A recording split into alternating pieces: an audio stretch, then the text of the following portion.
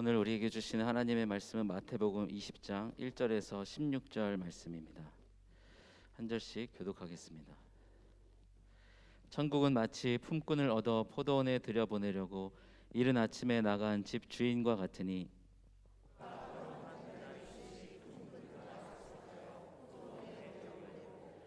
또 제3시에 나가보니 장터에 놀고 서 있는 사람들이 또 있는지라.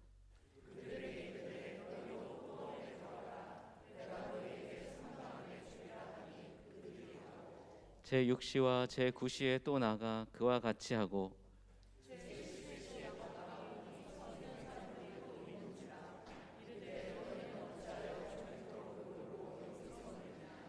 이르되 우리를 품꾼으로 쓰는 이가 없음이니이다. 이르되 너희도 포도원에 들어가라 하니라.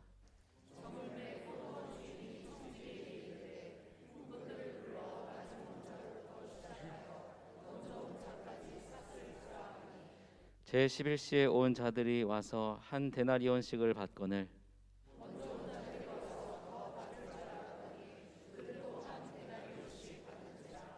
받은 후 집주인을 원망하여 이르되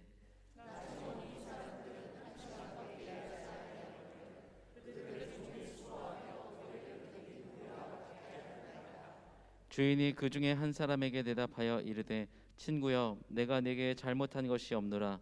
네가 나와 한 데나리온의 약속을 하지 아니하였느냐.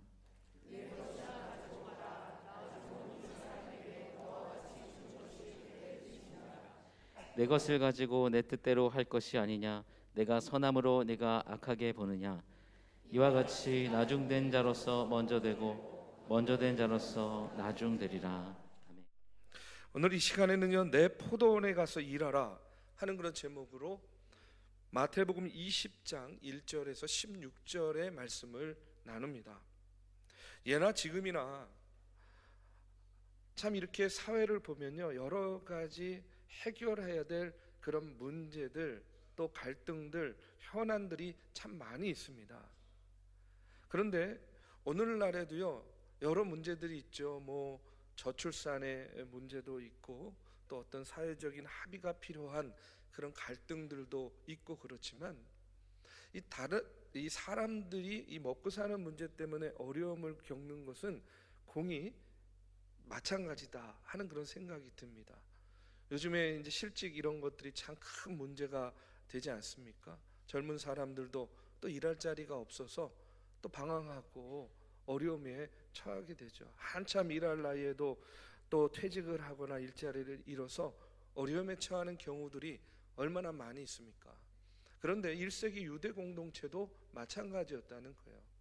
이 1세기 유대 공동체 사회의 가장 큰 문제 중에 하나가 무엇이었냐면 바로 실직의 문제였습니다.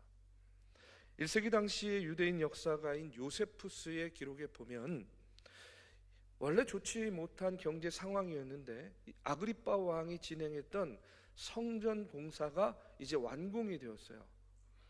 이제 공사가 완공이 되니까 거기에 참여했던 일꾼들이 갑자기 이제 일이 없어진 겁니다. 그 숫자가 무려 18,000명에 이르렀다고 합니다. 그 정도로 이제 그 당시를 살아가던 이 평민들에게 있어서 이 일하는 문제, 또 실직의 문제, 이 먹고 사는 문제는 굉장히 심각한 사회적인 문제였고 생존의 위협이 되었다는 겁니다. 그런데 오늘 말씀은 이런 어려운 경제 상황 속에서 그래도 하루하루 열심히 일해서 먹고 살려고 인력 시장에 나와가지고 기웃거려야 했던 이 품꾼들을 배경으로 해서 예수님께서 비유의 말씀을 전해주고 있습니다. 오늘 말씀이요, 이렇게 시작해요. 천국은 마치, 이렇게 시작합니다. 그러니까 천국은 마치 뭐뭐와 같다라고 이렇게 알려주고 있는 거예요. 그러니까 오늘 말씀은 뭐에 대한 말씀이냐?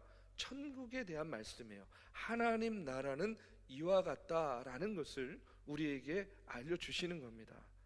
그러면 천국은 어떤 곳과 같은 건가? 천국은 마치 품꾼을 얻어 포도원에 들여보내려고 이른 아침에 나간 집주인과 같다, 이렇게 이야기합니다.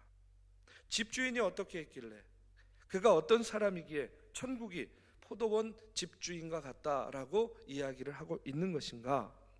먼저 이 내용을요 간략하게 말씀을 드리면 우리가 잘 알고 있는 말씀이죠.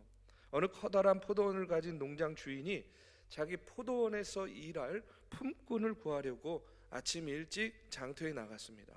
농장 주인이 이른 아침에 6시에 장터에 나가서 하루 일하면 한 데나리온을 주겠다 약속을 하고 품꾼들을 데려갔어요.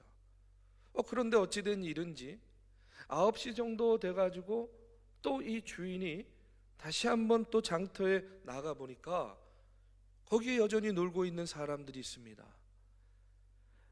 그들을 또 데리고 가는 거예요. 12시쯤에 나가서도 마찬가지고 3시쯤에 나가서도 여전히 그곳에 있는 사람들, 이 품꾼들이 보이니까 그들을 데리고 포도원으로 가서 일을 하게 해줍니다. 자, 6시가 되면 이제 해가 저물게 되고 일을 마쳐야 되는 거예요. 그런데 이 주인이 오후 5시쯤에 또 장터에 나갔습니다. 나가보니까 아직도 고용되지 못하고 서성이고 있는 이들이 있는 거예요. 그런 사람들이 눈에 띄입니다. 그러니까 농장 주인이 그들에게 묻는 거예요. 아니, 당신들은 왜 종일토록 여기서 이렇게 서성이고 있습니까? 왜 놀고 서 있습니까? 그러니까 이들이 대답합니다. 우리도 일하고 싶은데 써주는 사람이 없습니다. 써주는 주인이 없습니다 라고 대답을 해요. 그러니까 이 주인이 그들에게 시간이 얼마 남지 않았지만 이제라도 자신의 포도원으로 가서 일하도록 그들을 데리고 갑니다. 오후 5시에 고용된 일꾼들, 여러분 그들은요 이게 무슨 일이야? 얼마나 감사한 마음이 있었을까요? 이 포도원에 가서 해가 지기까지 이제 1시간 동안 열심히 일을 했습니다. 자, 여기까지 말씀을 보면 이 포도원 주인은 참 마음이 너그럽고 넉넉하고 좋은 사람이구나 하는 것을 느낄 수 있어요. 자, 그런데 드디어 하루의 일과가 오후 6시에 끝나게 되고 이제 품삯을 받는 시간이 되었어요. 얼마나 좋겠습니까? 하루 종일 고된 일을 한 품꾼은요, 이제 끝났다. 내가 이제 품삯을 받아 가지고 집에 먹을 거라도 사가지고 가야지 하는 그런 기대감으로 기다리고 있는 겁니다. 자, 드디어 품삯이 주어집니다. 그런데 이상한 일이 벌어졌어요. 그것은 뭐냐면 제일 먼저 품삯을 주는데 누구에게 먼저 줬냐면 제일 나중에 온 오후 5시에 와서 1시간 일한 사람에게 주인이 품삯을 줍니다. 그런데 얼마를 주는 겁니까? 한 데나리온을 주는 거예요. 아마 그 모습을 본 그보다 일찍 온 품꾼들은요 눈이 휘둥그레졌을 거예요. 그러면서 자기들 나름대로 머릿속으로 막 이제 계산이 복잡하게 이루어졌을 거예요. 아니, 오후 5시에 와서 1시간 일한 사람에게 한 데나리온을 주니 나는 3시간 일했는데 그러면 3데나리온? 나는 6시간 일했는데 6데나리온? 제일 먼저 오전 6시부터 12시간 일한 품꾼은요 마음속에 그럼 나는 12데나리온? 얼마나 그 마음이 기대감이 컸겠습니까? 그런데 이게 어찌된 일인지 아침 일찍 온 사람이나 중간에 온 사람이나 오후 늦게 온 사람이나 똑같이 이 주인이 한 데나리온씩을 나눠주는 거예요. 그 순간 그들이 기대한 그것만큼 불평이 터져 나오는 겁니다. 아니, 이렇게 불공평한 처사가 어디 있습니까?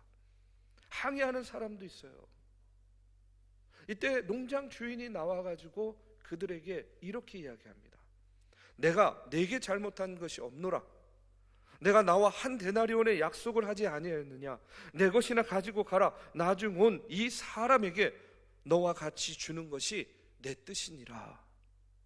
나는 처음부터 한 데나리온 준다고 약속하지 않았느냐? 그러니 불평할 필요도 없고 불평하지도 말고 더 많은 것을 요구할 수도 없다는 거예요. 그냥 내 것이나 가지고 가라. 그러면서 알 듯 모를 듯 마지막 16절에 보면요, 주인이 이렇게 이야기합니다. 이와 같이 나중된 자로서 먼저 되고 먼저 된 자로서 나중되리라, 이렇게 이야기해요. 이상이 오늘 이 포도원 품꾼의 비유의 내용입니다. 여러분은 어떠세요? 오늘을 살아가는 우리들의 마음과 정서는요, 사실 이 비유의 말씀을 참 이해하기가 어려워요. 그래서 이 비유의 말씀은요, 굉장히 해석이 어려운 그런 말씀 중에 하나입니다. 자, 그런데 여러분, 저도요, 이 말씀을 묵상하면서 드는 생각은 뭐냐면, 주인이 왜 이렇게 했을까?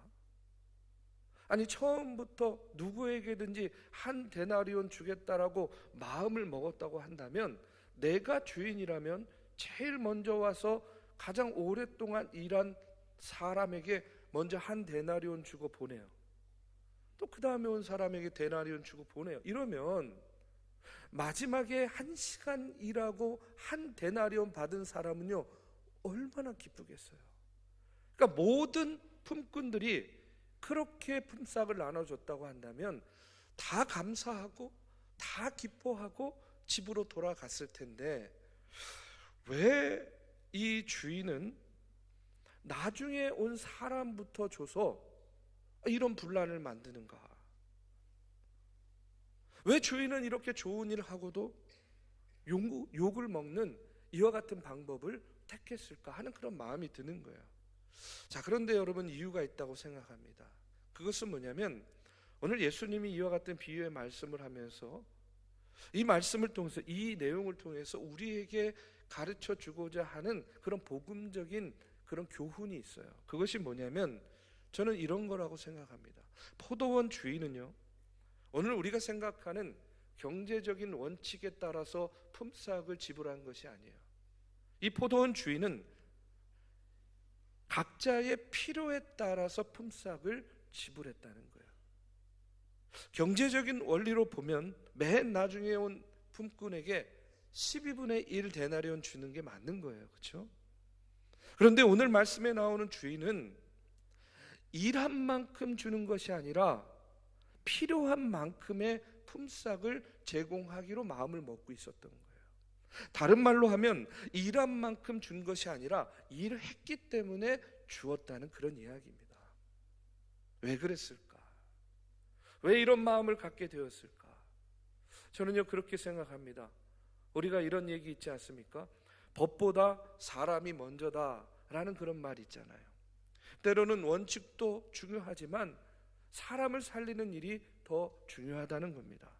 지금 인력시장에 나온 사람들은요, 하루하루 먹고 살기도 절박한 상황이에요.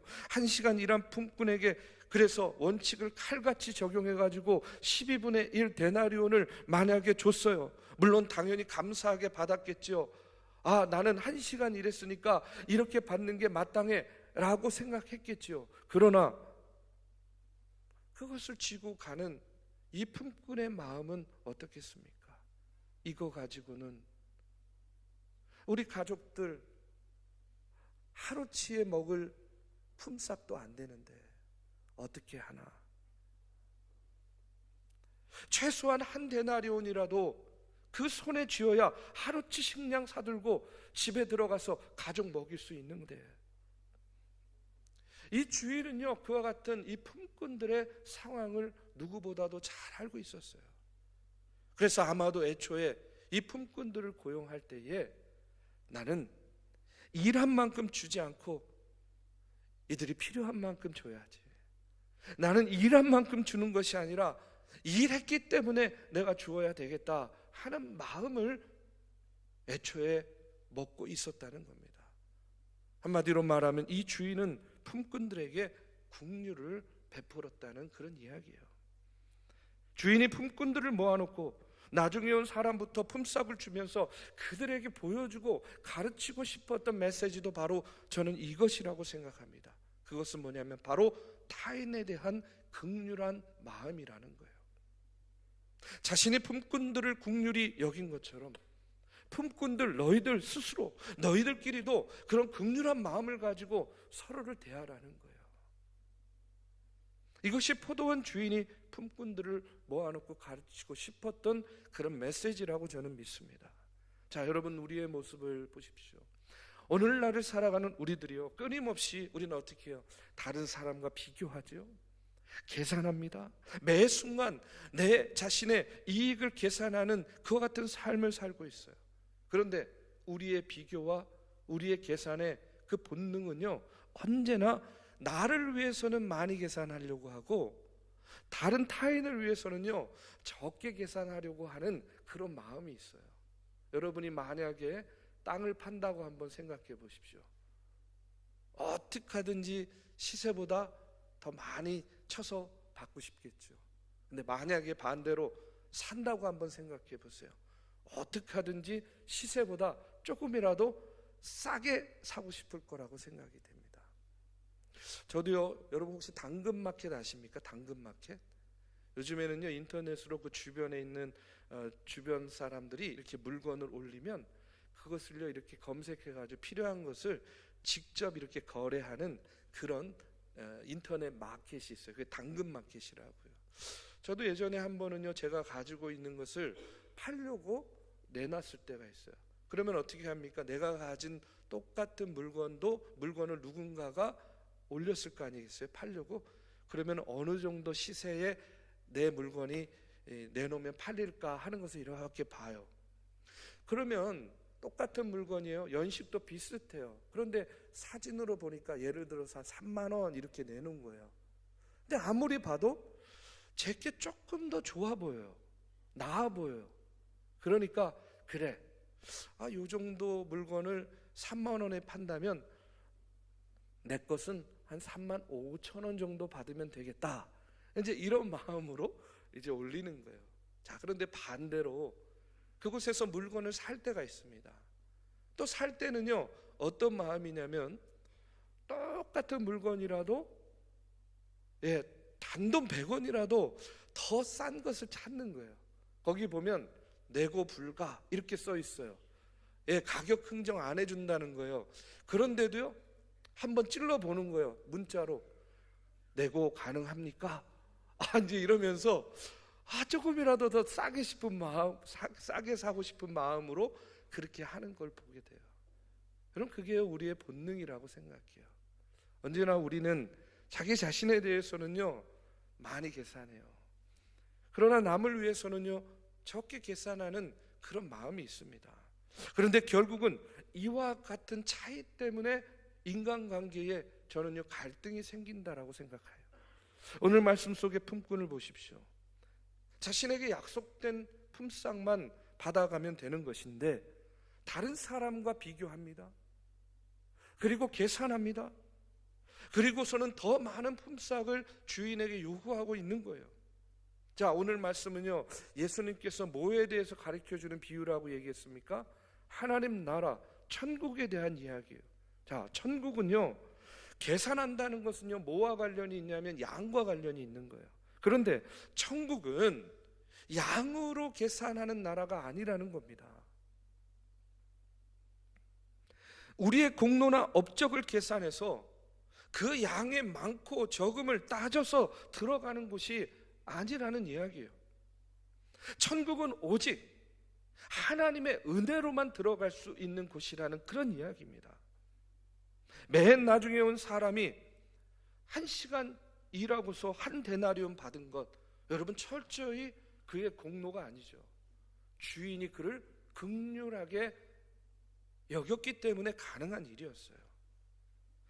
마찬가지로 맨 처음에 온 사람이 여러분 주인의 은혜에 대한 그런 감사가 있었다고 한번 생각해 보세요.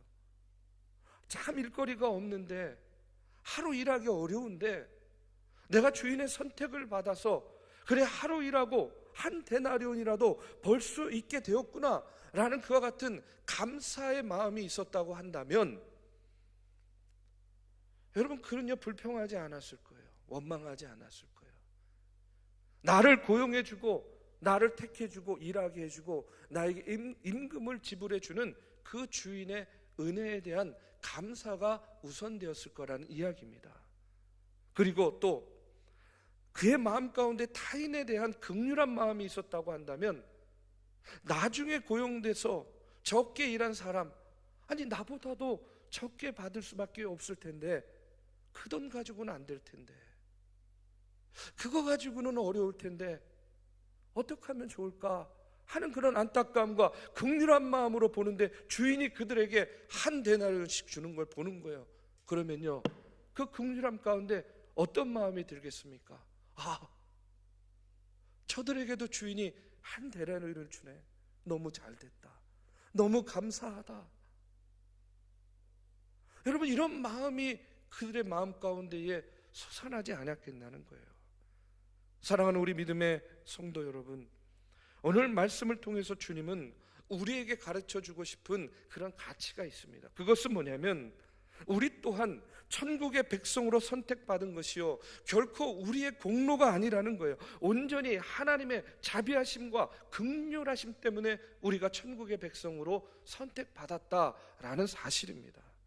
그러니까 너희도 주인이 모든 품꾼들을 긍휼히 여긴 것처럼 다른 사람을 긍휼히 여기는 마음으로 서로 나누고 서로 섬기는 일에 힘쓰라 하는 것을 오늘 말씀을 통해서 우리에게 가르쳐주고 있습니다. 여러분, 법과 계산으로는 누구도 그 무엇도 변화시키기 어렵습니다. 법과 계산만으로는 여러분, 감격을 주기도 감동을 시키기도 어려워요. 받은 바 은혜에 대한 감사와 감격을 나누기도 어렵습니다. 바라기는요, 내 것이 아닌 것에 대한 불평이 아니라 이미 받은 바 은혜와 긍휼에 대한 감사가 오늘 저와 여러분의 삶 가운데에 넘치기를 주님의 이름으로 축복합니다. 마지막으로, 그렇다면 왜 예수님께서 제자들에게 이 포도원의 비유를 말씀하시는가? 물론 천국에 대해서 알려주는 의미도 있겠지만 또 다른 이유가 있습니다. 여러분, 한번 여러분에게 질문할게요. 만약에 포도원 주인이 이 품꾼들에게 내일도 너희들 와가지고 우리 포도원에서 일해 주면 좋겠다라고 이렇게 제안을 했어요. 그러면 여러분, 과연 어떤 일이 벌어졌을 것 같습니까? 만약에 여러분이 품꾼이라고 생각하시고 주인이 내일도 와가지고 우리 포도원에서 일해다오 이렇게 부탁을 했어요. 그러면 여러분은 어떻게 하실 것 같습니까? 오전 6시에 나가서 나를 또 선택해 줄 포도원 주인을 기다리시겠습니까? 제가 너무 어려운 질문을 했나요? 분위기가 갑자기 너무 무거워지는데, 제가 말씀을 준비하면서 저 스스로에게 이런 질문을 해봤어요. 근데 저는 그럴 것 같아요. 한 오후 4시 반쯤에 나가가지고 이제 5시쯤에 또 주인이 데리러 올 테니까 한 4시 반쯤에 나가가지고 어슬렁어슬렁 되면서 이제 올 때가 됐는데 5시 이러면서 주인을 기다리지 않을까 하는 그런 생각이 들었습니다. 아니, 웃으시는데 그럼 몇 시에 나가실 거예요, 권사님은? 네? 몇 시에 나가시겠습니까? 2시요. 그래도 어차피 한 달란트 받습니다. 저랑 똑같이 받는 거예요. 자, 여러분, 제가 왜 이런 말씀을 드리냐면 그런 생각이 드는 거예요. 오전 6시부터 12시간 일하나, 또 오후 5시에서 1시간 일하나 받는 건 똑같을 텐데, 만약에 이런 부름이 있다면 나는 어떻게 응답할 것인가? 그러면서 내 마음 가운데 있는 본능을 보게 되는 거예요. 그것은 뭐냐면 하나님과의 관계 속에서 언제나 저는 안 그렇다고 생각하지만 내 마음 가운데 있는 본능은 뭐냐면 고난은 짧게, 보상은 많이. 고난은 짧게 경험하고 싶어요. 짧게 지나가고 싶어요. 그런데 보상은 많이 받고 싶은 그 마음이 제 마음속 깊숙이 있는 것을 보게 돼요. 여러분, 적게 일하고 많이 받을 수 있다면 그것보다 좋은 일이 어디 있겠습니까?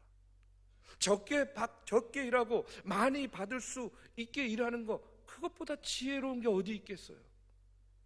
그런데 오늘 말씀은요, 왜 예수님께서 이와 같은 말씀을 제자들에게 하시냐면, 늘 보상받는 것에만 기대가 있고 익숙하지, 보상과 계산에만 익숙해져 있는 제자들에게, 그리고 오늘을 사는 우리들에게 더 중요한 것이 있다는 것을 깨우쳐 주기 위해서 오늘 이 비유의 말씀을 하고 있는 겁니다. 오늘 이 비유의 말씀을 하기 이전에 어떤 일이 있었냐면, 먼저 마태복음 19장에 보면 부자 청년이 나와가지고 예수님에게 묻는 거예요. 어떻게 하면 영생을 얻을 수 있겠습니까? 예수님이 뭐라 그래요? 너 가진 거 다 나눠주고 나를 따르라. 그러니까 그 부자 청년이 어떻게 해요? 따랐습니까? 안 따랐습니까? 안 따르잖아요. 에이, 그러고 그냥 갔어요. 근데 그 모습을 제자들이 본 겁니다. 이 제자들이 그걸 보면서 어떤 생각을 갖게 됐냐면, 지금 우리는 내 모든 것을 다 내려놓고 포기하고 예수님을 따르고 있는데, 그러면 우리에게는 어떤 보상이 있는 것인가? 라는 궁금증이 생긴 거예요. 그래서 마태복음 19장 27절에 보면 제자들이 이렇게 이야기합니다. 보소서, 우리가 모든 것을 버리고 주를 따라 싸운데 그런즉 우리가 무엇을 얻으리이까? 예수님, 지금 우리가 예수님께 모든 것 다 내려놓고 내 인생 올인하고 있는데, 그러면 우리가 얻을 보상이 무엇입니까? 이와 같이 보상에만 관심을 두고 있는 제자들에게 예수님이요, 28절에 보면 장차 받을 보상에 대해서 뭐라고 이야기하냐면 이렇게 이야기해요. 예수께서 이르시되 내가 진실로 너희에게 이르노니 세상이 새롭게 되어 인자가 자기 영광의 보좌에 앉을 때에 나를 따르는 너희도 12 보좌에 앉아 이스라엘 12 지파를 심판하리라. 우리가 어떤 보상, 우리가 무엇을 얻을 수 있겠습니까? 그러니까 새롭게 세상이 되어서 인자가 자기 영광의 보좌에 앉을 때, 그때가 언제입니까? 고난의 때가 지나고 십자가에 달려 죽으시고 부활 승천하신 그때에 나를 따르는 너희도, 그때까지 너희들이 나를 따르면 너희가 하늘나라의 영광, 그 영광을 보게 될 것이다. 이것이 너희들에게 보상이다 라고 이야기를 하고 있는 거예요. 이렇게 보상에 대해 말씀하시고 이어서 포도원 품꾼의 비유를 하고 계시는 겁니다. 그리고 이 말씀 이후에 예수님께서 예루살렘으로 가시면서 제자들에게 이렇게 말씀하세요. 20장 18절입니다. 보라, 우리가 예루살렘으로 올라가노니 인자가 대제사장들과 서기관들에게 넘겨짐에 그들이 죽이기로 결의하고 이방인들에게 넘겨주어 그를 조롱하며 채찍질하며 십자가에 못 박게 할 것이나 제3일에 살아나리라. 지금 예루살렘에서 당할 순환과 고난, 그리고 십자가, 또 그리고 부활에 대해서 이야기를 하고 있는 겁니다. 예수님은 제자들에게 뭘 이야기하시냐? 보상 이전에 고난이 있다는 거예요. 자신이 줄 수 있는 보상은 지금 이 땅에서는 자신이 겪을 수밖에 없는 이 순환의 길밖에는 없다는 거예요. 품꾼들이 언제 일을 시작했던 모두 한 데나리온의 품삯을 받은 것처럼 제자들 모두 언제 나를 따랐던 무엇을 하던 똑같은 순환을 받게 될 것이다 하는 것을 이야기하는 겁니다. 자, 너희들 중에 누가 먼저 포도원에 나와서 일하겠느냐? 누가 먼저 나의 순환에 동참할 테냐? 오늘 이것을 제자들에게 묻고 있는 거예요. 그런데 제자들은요, 아무도 입을 여는 사람이 없습니다. 베드로도 도마도 아무도 말하지 않습니다. 오늘 예수님은 비유를 통해서 오늘 우리들에게도 묻고 있다고 믿습니다. 보상만을 바라는 이들이요, 누가 나의 고난에 동참할 것인가? 누가 아침부터 나와 포도원에서 일할 것인가? 여러분, 우리는 이후에 예루살렘에서 어떤 일이 일어났는지를 잘 알고 있습니다. 그런데 십자가를 향해 나아가는 예수님의 순환의 현장을 지킨 제자는요, 아무도 없었어요. 모두가 예수님을 부인하고 도망갔습니다. 그런데 반전이 일어납니다. 부활하신 예수님을 만난 제자들이요, 완전히 그들의 삶이 변화되죠. 부활하신 예수님을 만난 다음에 제자들은요, 예수님이 명하신 일들로 그들의 삶을 채워나가는 것을 보게 됩니다. 그 부활하신 예수님을 만났을 때 제자들의 마음속에 오늘 예수님의 말씀이 저는 떠올랐을 거라고 믿습니다. 이와 같이 나중된 자로서 먼저 되고 먼저 된 자로서 나중되리라. 예수님이 그때 말씀하신 이 포도원 품꾼의 비유가 이런 거구나. 천국과 영생의 보상이 이런 거구나 하는 것을 비로소 제자들은 부활한 예수님을 만난 이후에 깨달았을 거라는 거예요. 우리 사랑하는 믿음의 성도 여러분, 여러분은요 몇 시에 나가 일하는 일꾼이 되시겠습니까? 고난은 짧게, 보상은 많이. 여전히 우리의 마음 가운데에는 이와 같은 마음이 있을 거예요. 그런데 주님은 지금 받을 보상 생각하고 계산하지 말고 우선 내 포도원에 가서 일하자라고 우리를 부르고 계십니다. 내 포도원에 가서 일하라는 말은 그 고난의 길에 함께 참여하라는 그런 부름입니다. 그러나 그 고난의 길은 어렵고 힘든 길이지만 이후에는 천국의 영생의 보상이 있다라는 거예요. 세상에서 받고 누리는 보상보다 여러분 천국에서 누리는 그 천국의 삶, 영생의 보상이 더 크고 놀랍다는 겁니다. 그러니 내 포도원에 가서 일하자. 저는 오늘 그와 같은 주님의 부르심에 우리가 함께 응답하기를 바랍니다. 묻고 따지고 계산하고 불평하지 말고 온전히 나를 구원하시기 위해서 십자가에 가신 그 주님을 바라보면서 이 땅에 사는 동안 우리도 받은 바 은혜에 감사하고 내가 긍휼을 입었으니 나도 이웃에게 긍휼을 베풀겠다라는 그런 마음으로 여러분 우리가 사순절을 보내면서 주님의 이 고난의 길에 한 걸음 한 걸음 동참하며 동행하는 그런 저와 여러분이 되기를 주님의 이름으로 축원합니다.